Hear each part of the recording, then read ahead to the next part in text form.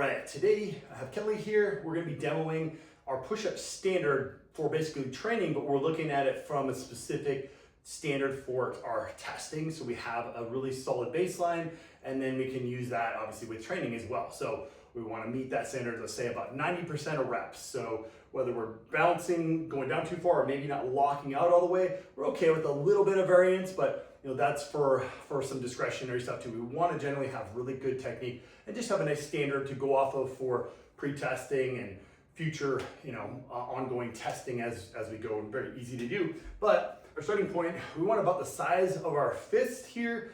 A tennis ball works great. In a way, this is kind of self-limiting, self-correcting. If you bounce your chest too much on this tennis ball, it's going to move around. So we want that tennis ball to stay there.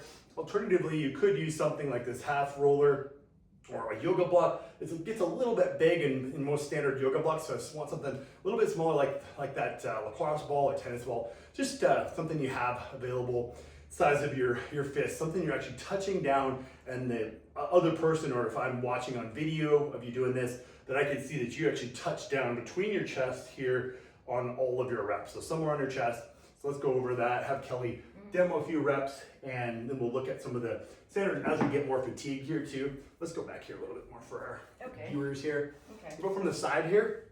So not super concerned. You can do this, especially the first time, wherever you're more comfortable with the hands, but optimally, we're gonna be stacked at the top basically, or when we're in that extended position. So her arm is totally extended. We wanna know that fully extended at the top.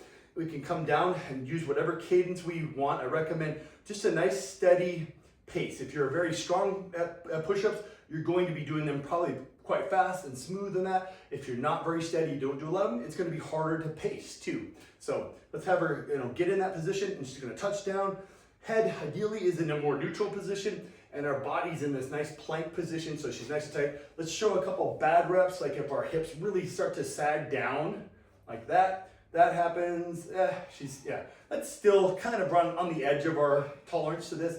And then if our hips come way up, and we can't rest in between reps too, if we pause at the top like that or do them like that, that's no bueno, we don't want that. So again, touching that ball with the middle of our chest here, that's what we want to see. And then if we are not touching, again, you get a little leeway. If you don't touch on every single rep, I'm not going to totally eliminate you from the test, but we want to see that. You can pause in the full plank position.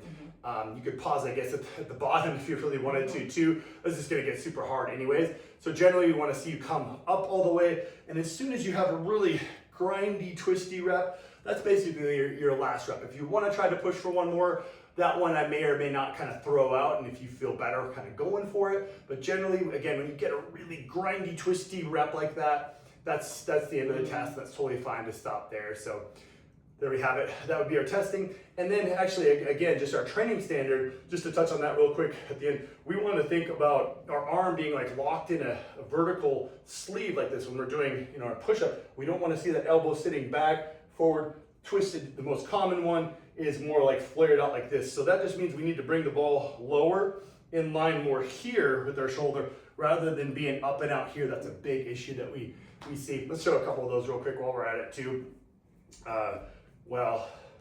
Elbows way out like that, or show it from the front even too, like in line.